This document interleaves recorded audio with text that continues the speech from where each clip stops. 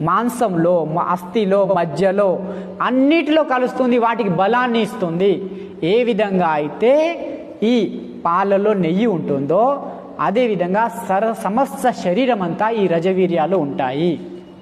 అప్పుడే ఒక రాజు ఏ విధంగా అయితే ఒక రాజ్యానికి బలమో అదేవిధంగా శరీరంలో వీర్యం అనేది రాజు. ఎందుకంటే ఈ వీర్యము నుండే ఇంకొక రాజు తయారవుతాడు. ఒక తల్లి తండ్రి, ఒక తల్లి కణం తండ్రి కణం 2 నుండి 4, 8, 16, 32, 64 ఇలా 9 నెలల్లో మన నిర్మాణం జరిగింది. ఎన్ని వల్ల?